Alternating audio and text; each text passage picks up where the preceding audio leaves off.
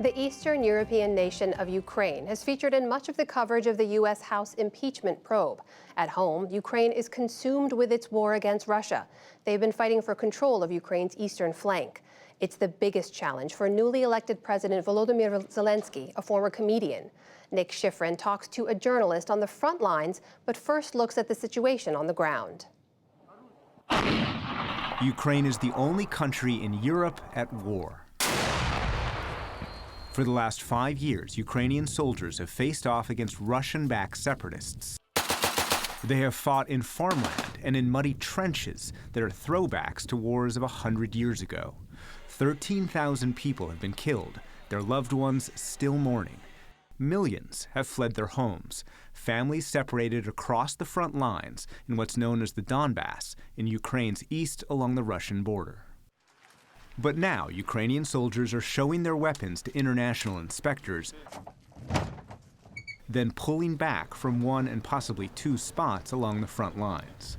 It's an effort by Ukraine's new president, Volodymyr Zelensky, to conclude a war that's challenged the core of his government, already fighting a second war against corruption. Journalist Natalia Stanko has covered both wars, and last week received the International Women's Media Foundation's Courage in Journalism Award for enduring threats while exposing government corruption. Welcome. As you've noticed here in the U.S., we have been very focused on the impeachment process. Certainly Washington is focused on the impeachment process. Is Ukraine at all focused on the U.S. impeachment process? No, in Ukraine, this is not the main topic for the journalists. The main topic now, this is war in eastern part of Ukraine, in Donbass. This is the main topic is this withdraw troops in the contact line in one of the hotspots. The troops should step back for 1 kilometer, like pro-Russian separatists should step back for 1 kilometer, and Ukrainian soldiers should also step back for 1 kilometer, and not all the people in Ukraine accept this, but this is like the one reason for the meeting with Ukrainian President Mr. Zelensky, Russian President Vladimir Putin, Angela Merkel, and President of France, Mr. Macron. So President Zelensky is trying to find a peace process, a solution for the war in the east, but meanwhile the war rages on. How hot are things on the front lines there?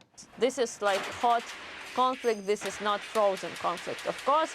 And also we have many problems with like how people can cross checkpoints between the occupation territory on Donbass and territory which are controlled by Ukrainian government and Ukrainian army, because many people have like relatives on one side or another side, and like maybe 100,000 people cross this line every day.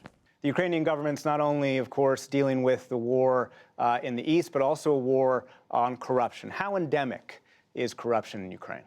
Actually, he became the president because people of Ukraine decided that they don't want to see these old politicians who were corrupted and who are corrupted. And that's why they decided, okay, like we decided, Ukrainian people decided that, okay, let it be this new guy from nowhere, from comedy, but not someone who was in politics already. There is so much corruption in Ukraine. Obviously, so many people don't want it to be reported, don't want you to report on corruption. What challenges have you faced in reporting on corruption? You know, once I covered the story about secret compound in the east part of Ukraine, and Secret Service called me like the enemy, and they called me that I shouldn't like cover these stories. And also many like trolls, they wrote me like messages that I should be in this secret compound, in this secret prison also, because I do wrong things. And some comments were even worse, about like someone should kill me or something like this, you know. Of course, we can't talk about corruption in Ukraine without talking about some of the politics here. President Trump alleges that his possible opponent in the 2020 election, Joe Biden, when he was vice president, was running Ukraine policy under the Obama administration. His role and Hunter Biden's role in Ukraine during 2016. What has the Ukrainian government looked into those allegations by President Trump? We don't have any cases against former Vice President Joe Biden, and we don't have any cases against Hunter Biden now. Some politicians want and they ask the general prosecutor reopen these cases, but now general prosecutor don't do this. Can you explain the connection that many people in Ukraine have to the West and how they see the U.S. contrasted to Russia? Nobody believes Putin, of course, in Ukraine, and even I think Ukrainian President Zelensky doesn't believe to Putin. And we need this support to protect ourselves in this war against Russia. And that's why we need this military aid from U.S. Nastya Stanko, Deputy Editor-in-Chief, Public Television, Hromadska. Thank you very much. Thank you.